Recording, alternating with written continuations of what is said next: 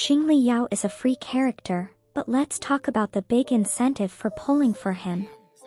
For whales, you're obviously going to want his resonance chains, but the big incentive is his weapon, which will take him to another level.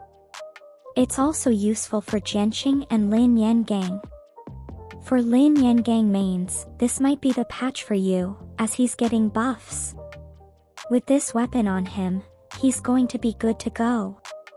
Let's talk about Xiangliyao best teammates real quick.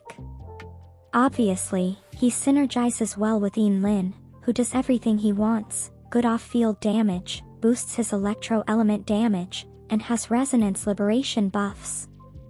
Zhang Liu's second best teammate will be Jianqing, who is not only an amazing sub-DPS but also provides shielding, CC, and gives a 38% resonance liberation buff, which Xiangliyao can utilize. His third best teammate is Yuan Wu, aka Budget Yinlin. For healers, you can either run Verena until Shorekeeper comes out because I know a lot of you are going to spend hard-earned money on that character. For Xiangliyao Echo set, you'll want to run the 5-piece Electro set. If you don't want to go for his signature weapon, Stone Ards or Abyss Surges are his best alternative options. Next, let's move on to Zhezhi.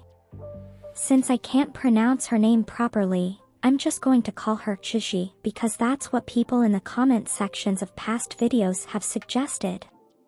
Zhezhi is a 5-star sub-DPS who's going to do a lot of damage on and off the field. She's basically the Ice Yinlin. A huge bonus is that she gives a skill damage buff and has a blink mechanic, which is like a mini teleport. This adds a cool element to her gameplay. Her best teammates include Jiyan, who can utilize the skill buff and does off-field damage, boosting your Jiyan team comp. The same goes for Chongli, he likes skill damage too, and with the skill boost from Zhezhi, you can keep swapping between the two and just pop off. For Lin Yangang mains, this is your patch. If you got Xiangliyao a weapon and pick up Zhezhi, your Lin Yangang is going to be eating well this patch.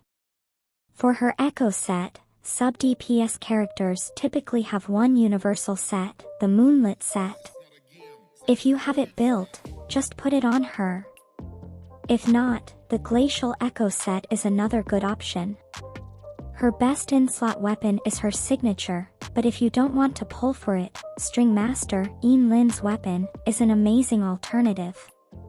If you don't have String Master, other good options are Augment or Cosmic Ripples. Now, let's talk about Shorekeeper. In all seriousness, Shorekeeper is going to be a 5-star healer. Finally, we have another sustain unit, which will allow Verena to take a break.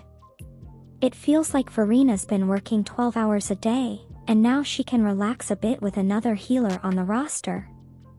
For some of you, Shopkeeper might be your first healer, so she's a must-pull if you don't have a 5-star limited healer like Verena.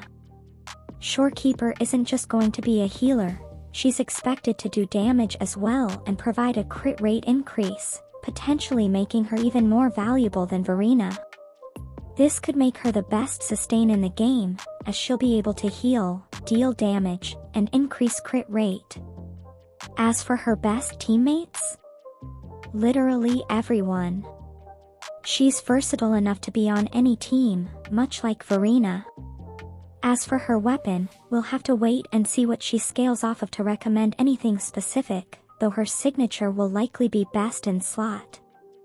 Hopefully, she's free to play friendly as a sustain unit, and you might not even need her signature weapon. But let's be honest, if her weapon looks cool, everyone's going to be pulling for it. Moving on, let's talk about the big rumor with Kuro Games right now, concerning patch 1.3. Currently, they've only revealed one limited 5-star character. I speculated that they might not be drip marketing the second character to contain hype for 1.2, but the reality is setting in that Kuro Games might save 2 limited 5-star characters for 1.4 instead of 1.3. This means reruns are coming, officially. The big rumor is that it could either be Jiyan or Yinlin. There's no official confirmation yet, but if they do a rerun, it might start from the beginning. So quickly, if it's a rerun of Jiyan, he's still very OP. He's easy to play and makes parrying bosses and enemies simple, with insane AoE for clearing waves. If you missed out on him and want to pull, I'd say go for it. He's the only character that does what he does, and he's great fun. If it's Yinlin, revealing a rerun this soon could be interesting, especially since we have another sub-DPS for the lightning element in Chongli. Yinlin is already busted, she's universal across multiple team comps, has one of the best universal weapons, String Master, and her off-field damage is insane.